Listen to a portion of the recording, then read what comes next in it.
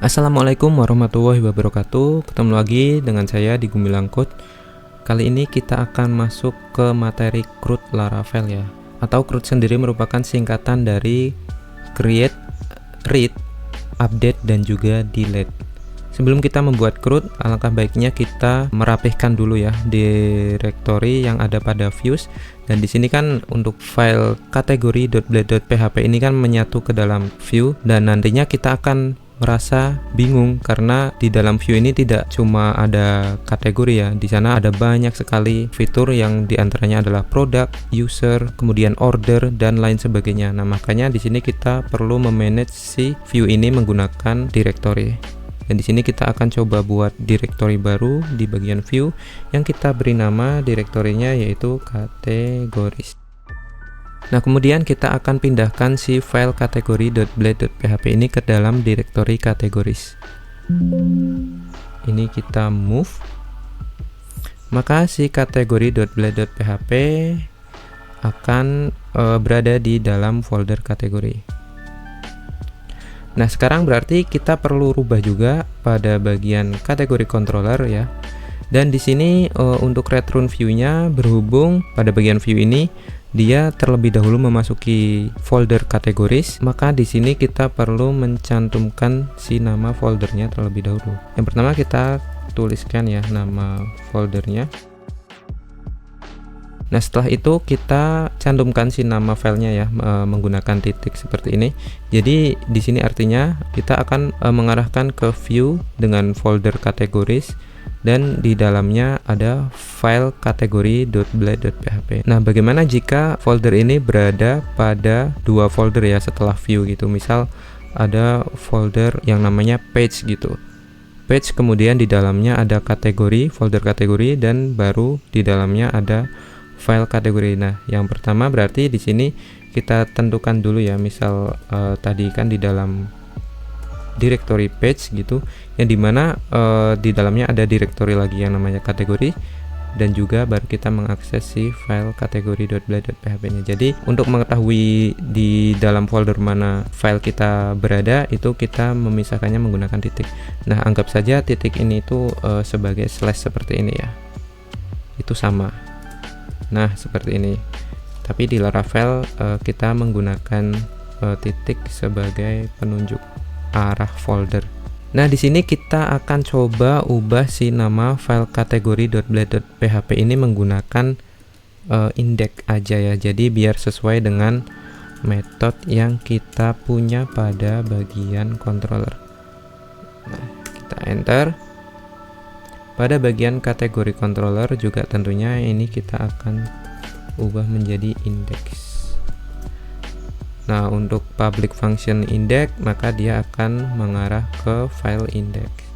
Nanti kan kita akan mencoba membuat CRUD ya. Yang pertama kita akan coba pada video ini, kita akan mencoba untuk create-nya terlebih dahulu ya, atau insert ke dalam database. Pastinya nanti kita akan membuat metode dengan nama create yang nantinya create tersebut akan kita arahkan ke view dengan nama create juga, seperti halnya pada index ini.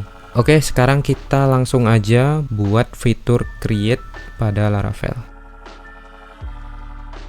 Yang pertama perlu kita buat yaitu kita akan membuat route-nya terlebih dahulu ya. Di sini saya akan membuat route dengan metode get, yang dimana metodenya akan saya arahkan ke route kategoris dulu ya tentunya. Kemudian slash create, karena kita akan membuat form untuk menginsertkan data ke dalam database melalui si create ini. Nah, di sini kita arahkan ke kategori controller, jangan lupa class. Kemudian untuk metodenya kita tentu saja akan buat create seperti ini ya. Jadi kita arahkan ke metode create. Nah, kita buka si kategori controllernya dengan menekan Ctrl plus klik seperti ini. Di sini kita akan buat ya untuk create-nya public function dengan nama create. Nah, dia akan mereturn sebuah view ya, dimana view-nya akan kita letakkan juga nantinya pada folder kategoris ini. Jadi kita perlu menuliskan si kategorisnya terlebih dahulu, folder kategorisnya, kemudian baru kita tentukan nama filenya yaitu create.blade.php. Jadi kita perlu menuliskannya create aja di sini ya. Nah, di sini kenapa kita tidak menggunakan compact? Karena tidak ada variabel yang akan dilempar ke dalam view. Nah, di sini kita hapus page-nya ya, karena si folder index ini atau si file index ini tidak berada di dalam folder page. Dia langsung mengarah ke folder kategoris. Di sini kita save terlebih dahulu dan kita akan buat untuk file create.blade.php-nya di dalam folder kategori.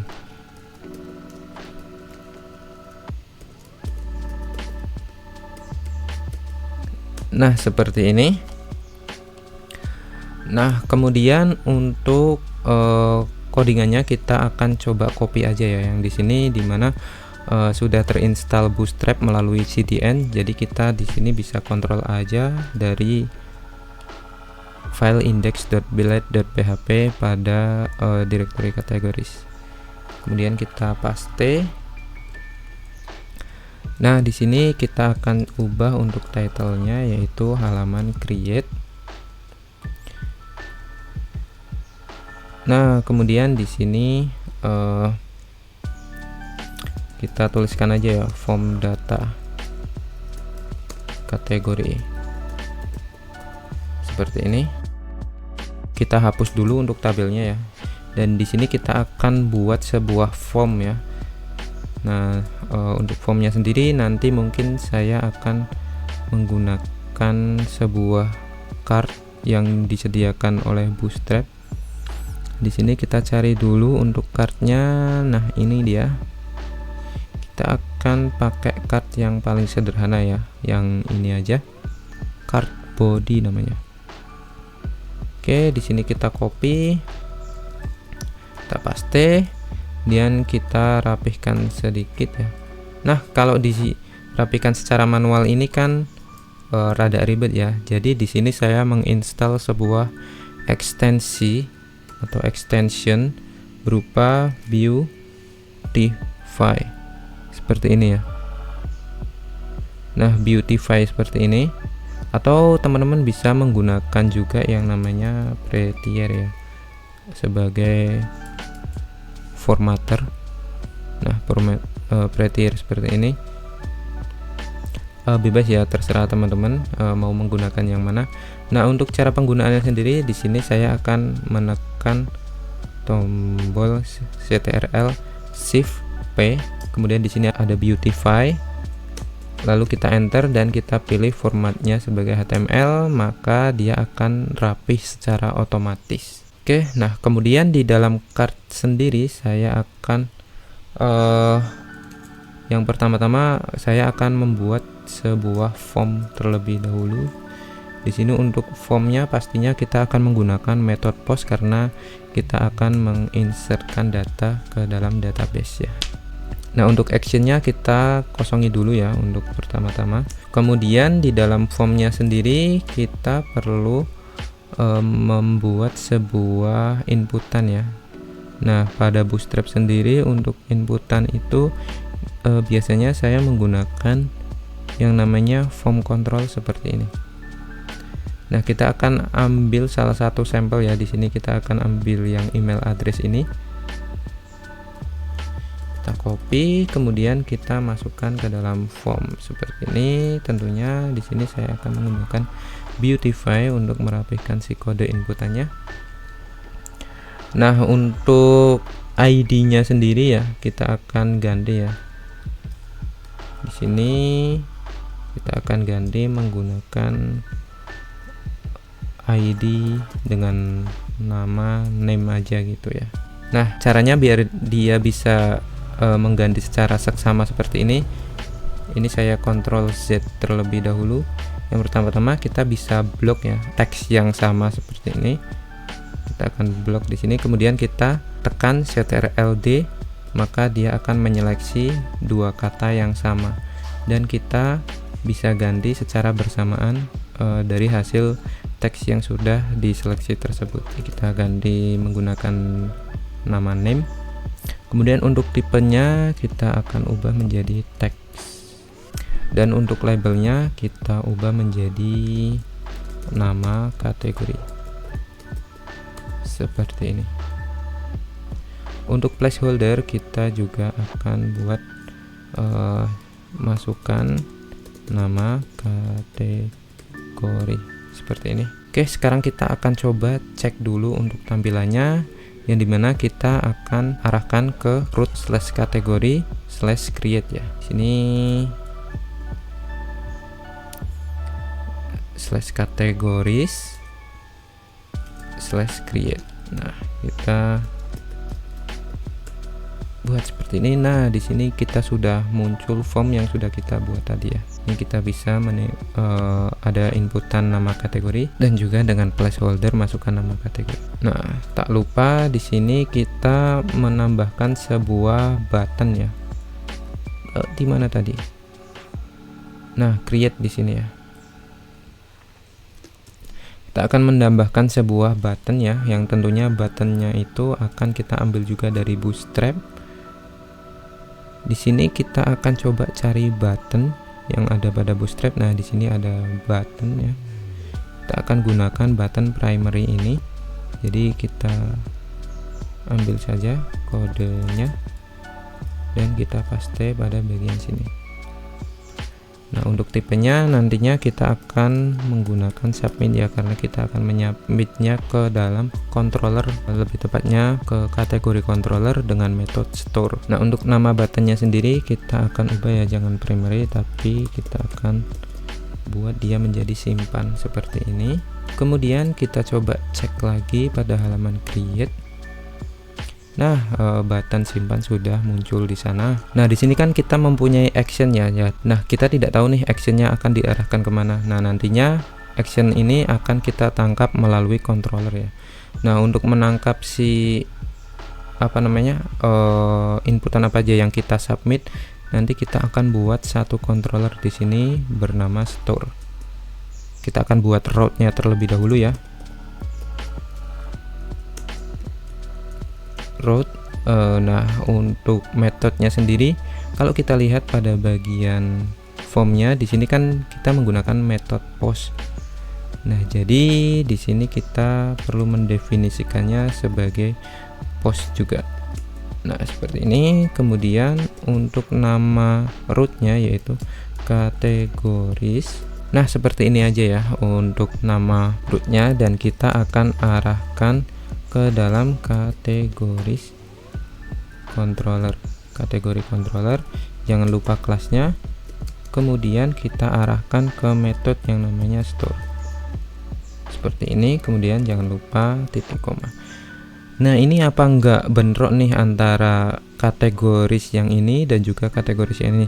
Nah, ini tidak akan bentrok ya. Si Laravel tahu kalau dia menggunakan metode get, dia tidak akan bentrok dengan yang menggunakan metode post, dan akan diarahkan sesuai dengan metodenya masing-masing. Oke, sekarang pada bagian kategori controller kita buat terlebih dahulu ya untuk si metode store-nya. Di sini public function store. Kemudian nah, untuk menangkap si request yang menggunakan post, kita bisa menggunakan fitur request ya yang ada pada Laravel. Nah, seperti ini, dan kita menempatkannya pada variabel $request ya. Nah, kemudian kita bisa menggunakan daidam di sini untuk si $request-nya tersebut. Kita save, dan jangan lupa pada bagian route kita juga save juga ya. Nah, sekarang kita akan coba untuk arahkan si actionnya ke route yang sudah kita buat ya, slash kategoris. Jadi di sini kita tinggal menuliskannya aja menggunakan slash kategoris juga. Oke, seperti ini. Kita save. Nah, sekarang kita coba kirimkan datanya ya. Misal ini nama kategorinya apa tadi, minuman ya, yang belum. Kita simpan dan the post method is not supported for route categories ya. Jadi di sini kan dia mengarahnya ke halaman ini sendiri ya, ternyata ya, ke halaman kategoris create. Nah, sebenarnya apa yang terjadi di sini, kita akan coba buka terminalnya. Nah, untuk mengecek apakah route yang kita buat sudah tersedia pada Laravel atau belum, kita bisa menggunakan perintah yang namanya php artisan route list. Jadi dengan perintah ini kita akan menampilkan semua list route yang sudah terdaftar pada Laravel ya. Nah, di sini yang sudah terdaftar ini ada kategoris ya, yang untuk indeks tadi ya, ini mengarah ke metode indeks. Kemudian ada post kategoris ya, ini mengarah ke store, dan ini sudah terdaftar harusnya. Nah, di sini kenapa dia tidak mengarah ke slash kategoris ya. Sekarang kita coba refresh terlebih dahulu ya di sini. Mungkin tadi karena kita baru mengubahnya ya, tapi di sini belum kita refresh, makanya dia tetap yang terbaca itu di sini tadi kosong dan dia mengarah ke halaman ini sendiri. Sekarang kita coba ya, minuman. Simpan. Nah, di sini muncul error yang bernama pack expired. Nah, ini terjadi karena kita tidak menambahkan CSRF token pada form yang kita buat. Nah, kita perlu menambahkannya di sini ya, CSRF token. Nah, CSRF ini digunakan untuk mendeteksi dan juga untuk memastikan bahwa request kita atau request dari klien itu memang benar-benar berasal dari browser ya, atau secara legal gitu. Nah, ini kita coba kembali dulu dan kita refresh. Maka jika kita inspect elemen di sini, kemudian pada bagian konsol ya, pada bagian form sini, jika kita lihat di bawah bagian form ini terdapat input dengan tipe hidden yang bernama underscore token. Nah, inilah yang dinamakan CSRF token. Jadi ini yang akan memvalidasi bahwa request kita benar-benar dikirim melalui browser. Seperti itu. Nah, sekarang CSRF token sudah kita tambahkan. Lalu kita akan coba ulang ya. Kita akan coba untuk mengirimkan ulang si kategori minuman ini, kemudian kita simpan. Dan di sini kita bisa lihat kita sudah mendapatkan daidam ya, atau vardam yang kita sudah tentukan tadi pada kategori controller method store. Nah, kita coba cek pada bagian atribut ya. Dan di sini atributnya kosong. Ini kenapa? Ini terjadi karena sebentar, ada satu parameter token. Nah, ini yang terkirim cuma token. Nah, kemungkinan besar kita kurang menambahkan yang namanya name ya pada inputan yang kita buat. Nah, benar saja di sini kita belum mendefinisikan name-nya apa gitu ya. Jadi di sini kita akan definisikan si name-nya ini. Nah, untuk isi name-nya sendiri kita bisa sesuaikan dengan yang ada pada database ya. Di sini kita berisi name gitu. Maka di sini kita juga isi name. Nah, sekarang kita coba lagi. Kita refresh dan kita masukkan minuman. Kemudian kita cek ya untuk requestnya parameter. Nah, di sini untuk parameter name-nya dengan nama minuman itu sudah kita terima di metode store yang ada pada kategori controller. Nah, jika kita melihat semua parameter ini kan dia kan terlalu banyak ya. Kita bisa menyingkatnya dengan menggunakan $request_all. Jadi yang kita daydump itu $request_all-nya. Jadi isi $request_all-nya nanti kalau kita refresh akan menjadi seperti ini. Jadi lebih mudah dibaca ya kan. Cuma request yang kita kirim aja yang akan muncul pada daydump ketika kita menggunakan $request_all. Oke, itu artinya si parameter ini sudah siap kita simpan ke dalam database. Nah, bagaimana cara menyimpannya? Untuk cara menyimpannya sendiri sebenarnya ada dua metode ya yang saya tahu. Nah, mungkin saya akan coba bahas untuk kedua metode tersebut. Nah, metode yang pertama di sini pertama-tama akan membuat sebuah variabel dulu bernama kategori, yang dimana variabel ini akan menampung model kategori ya, model kategori seperti ini. Nah, kemudian dari kategori ini kita akan tentukan apa yang akan kita simpan. Yang akan kita simpan yaitu kategori ya. Kategori ini merepresentasikan model kategori yang mana nantinya akan terhubung ke tabel kategori yang ada di database. Jadi di sini yang akan kita simpan yaitu kategori nama database dengan kolom name ya. Jadi di sini kita buat kategori panah name seperti ini, kemudian sama dengan $request_name. Nah, dimana $request_name ini dia mengambil dari parameter yang kita kirim melalui inputan tadi. Nah, di sini untuk $request_name-nya kita coba daydump dulu ya, apakah sesuai dengan apa yang kita kirim ya dari inputan yang kita buat di sini. Sekarang kita coba cek terlebih dahulu. Di sini kita refresh, kita akan coba ganti ya. Misal di sini untuk nama kategorinya bahan pokok seperti ini, dan yang harusnya muncul dia adalah bahan pokok karena kita melakukan daydump berupa $request_name.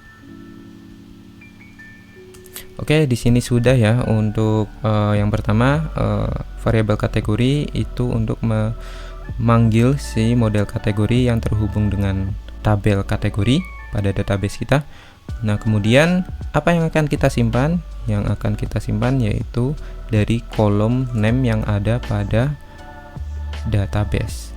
Nah, isinya apa? Isinya kita mengambil dari $request_name yang kita kirimkan dari sini ya, name ini.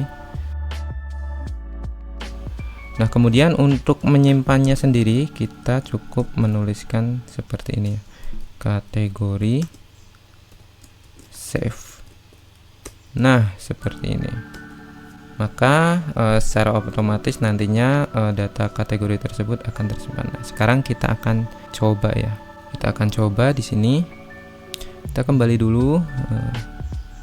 Nah, untuk memastikan bahwa datanya belum tersimpan di sini, kita coba cek pada database. Ini masih ada cuma satu data ya, data makanan. Yang pertama kita akan save minuman. Kita akan simpan dan dia akan diarahkan ke root kategoris menggunakan metode post ya. Dan jika kita lihat pada database, nah maka minuman akan tersimpan di sini ya. Nah, untuk created add dan juga updated add itu akan terisi secara otomatis. Jadi kita tidak perlu melakukan penyimpanannya melalui si model kategori. Nah, ini untuk metode yang pertama. Nah, bagaimana dengan metode yang kedua? Ini kita komen dulu ya. Untuk metode yang kedua, biasanya saya menggunakan yang seperti ini. Yang pertama kita panggil dulu untuk modelnya ya, model kategori tentunya. Kategori. Kemudian di sini kita tinggal create aja. create. Nah, untuk melakukan create kita bisa memasukkannya ke dalam array seperti ini. Nah, apa yang akan kita masukkan? Yang akan kita masukkan yaitu si kolom nama ini ya. Jadi kita di sini tuliskan si nama kolomnya. Kemudian kita tuliskan value apa yang akan kita inputkan ke kolom tersebut. Yang akan kita masukkan ya tentu saja ini ya, $request name. Kemudian jangan lupa titik koma dan kita save, kemudian kita langsung tes.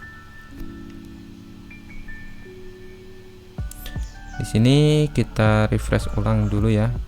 Nah, pastikan di sini kan masih 2 ini ya tadi ya yang kita inputkan. Ini bahan pokok misal. Ini kita simpan dan akan diarahkan ke slash kategoris juga dengan metode post tentunya. Dan kalau kita cek pada bagian database, maka bahan pokok akan tersimpan di sana. Dan di sini untuk penulisan kodenya itu cukup menggunakan 1 baris seperti ini. Nah, kalau kita disuruh memilih, lebih memilih menggunakan metode yang pertama atau menggunakan metode yang kedua. Nah, jawabannya itu relatif ya, tergantung teman-teman lebih sukanya pakai yang mana. Kalau saya pribadi lebih suka pakai yang metode seperti ini. Oke, selanjutnya kita akan hapus dulu aja ya untuk metode yang pertama ini. Terserah teman-teman, mungkin untuk dokumentasi teman-teman nggak usah hapus ya, cukup diberi komentar aja. Tapi di sini saya akan coba hapus. Dan di sini kita setelah data tersebut disimpan, kita akan arahkan ke halaman indeks ya, ke halaman indeksnya nanti.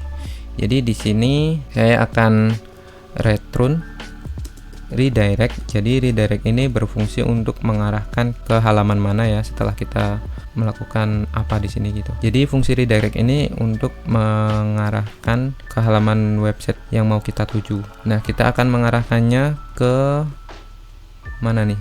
Kita buka route dulu. Jadi kita akan mengarahkannya ke slash kategoris ya, sesuai route yang kita buat, dan nantinya dia akan mengarah ke metode index kan. Jadi di sini kita ketikkan aja slash kategoris sesuai yang ada pada route seperti ini. Oke, di sini kita coba kembali dulu ya. Wait. Tadi kita ke halaman create ya untuk membuat data. Nah, kita akan coba inputkan di sini. Misal kita pakai pakaian seperti ini ya.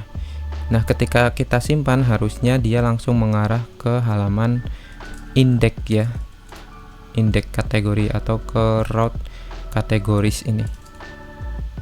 Kita simpan. Nah, dia akan mengarah ke route kategoris ini, dan ini adalah halaman kategoris ya, atau yang indeks ini, kategori ini, yang metode indeks. Dan tentunya untuk data pakaian tadi tersimpan di bagian sini.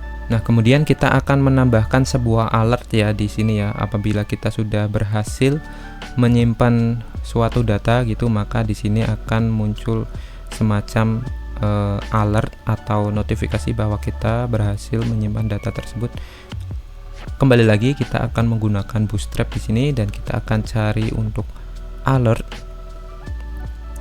Nah, di sini kita bisa menggunakan contoh alertnya. Di sini ada banyak sekali ya. Kita akan menggunakan yang warna hijau aja, karena biasanya kalau kita berhasil menginputkan sesuatu itu warnanya hijau. Oke, di sini kita copy ya yang bagian alert ketiga ini ya. Jadi kan ini kan ada 1, 2, 3, maka di codingannya pun di urutan yang ketiga, 1, 2, dan 3. Ini alertnya bernama sukses ya untuk warna hijau. Ini kita copy, kemudian kita paste pada bagian indeks. Ini kita apa ini? Ini kita close dulu aja ya untuk formatternya. Kemudian pada halaman indeks di sini kita enter dulu ya. Kita akan cek nanti untuk alertnya munculnya seperti apa. Ini kita refresh. Nah, alertnya akan muncul seperti ini. Nah, tapi jika kita refresh di sini, dia akan muncul terus ya si alertnya ini. Nah, kita akan munculkan dia apabila kita berhasil melakukan create data aja. Jadi ketika kita mengakses secara biasa seperti ini, dia tidak akan muncul. Nah, bagaimana caranya? Yang pertama, kita buka kategori controller. Ketika kita berhasil untuk melakukan create ke database, di sini kita akan lempar juga sebuah session ya. Nah, untuk menambahkan si session sendiri kita bisa menggunakan with. Nah, untuk nama sessionnya ini kita bisa namai sebagai sukses gini aja. Kemudian untuk message-nya yaitu data berhasil disimpan seperti ini. Kemudian kita save. Nah, dari session ini kita bisa lakukan pengkondisian ya, atau pengecekan pada bagian indeks ini. Yang pertama kita buat if di sini. If, nah ini fungsinya kalau kita menggunakan ekstensi Laravel Blade Snippet. Jadi di sini akan muncul seperti ini ya, kode-kode yang disarankan oleh Laravel. Di sini kita bisa enter aja untuk yang bagian ini. Nah, maka akan dibuatkan if ala Laravel. Nah, ini dari extension Laravel Blade Snippet itu sendiri. Nah, untuk Laravel sendiri if-nya itu berbentuk seperti ini. Jadi di sini kita akan cek apabila ada session yang aktif ya. Nah, untuk mengecek apakah ada session yang aktif atau tidak gitu ya, kita bisa menggunakan seperti ini, session, kemudian titik 2 seperti ini, lalu diikuti dengan hash. Nah, tadi nama session yang kita tentukan di kategori controller itu apa? Yaitu nama session dengan nama sukses. Nah, di sini kita tinggal tuliskan aja seperti ini. Jadi jika ada session dengan nama sukses, nah maka yang akan dilakukan apa gitu. Nah, yang akan dilakukan kita akan memunculkan sebuah alert. Jadi alertnya ini kita angkat ya ke dalam if-nya ini. Nah, kemudian kita juga akan mencetak message ini ya, data berhasil disimpan ini ke dalam session. Nah, caranya gimana? Caranya sama sebenarnya. Di sini kita echo dulu ya. Kemudian yang kita echo yaitu si sessionnya itu sendiri. Session, kemudian get, lalu diikuti dengan si nama sessionnya yaitu sukses. Jadi kalau ini dia mengecek apakah ada session dengan nama sukses, kalau ini dia mengambil si message-nya seperti ini. Oke, jika sudah, sekarang kita coba lagi. Ini kita refresh, pastinya dia akan hilang ya karena dia sudah masuk ke dalam if. Dan kita akan inputkan data lagi, kita akses si route create-nya, dan di sini kita akan masukkan data ya. Misal untuk nama kategorinya yaitu apa ya, kendaraan aja deh, kendaraan. Ketika kita simpan, maka si alert tersebut akan muncul karena dia melempar session ya dari si kategori controller ini. Ketika dia melakukan penyimpanan data, maka akan melempar session bernama success ini, dan di sini akan dilakukan pengecekan. Jika ada session bernama success, maka dia akan memunculkan sebuah alert. Nah, kalau tidak ada ya berarti alert ini akan hilang gitu. Misal ini kan diakses secara langsung, jadi kan tidak ada session nih. Nah, dia akan menghilang seperti ini. Oke, kira-kira itu dulu untuk bagaimana caranya kita membuat create pada Laravel ya. Nah, selanjutnya kita akan belajar bagaimana caranya untuk mengupdate dan juga melakukan delete data ke database. Sampai jumpa di video-video selanjutnya.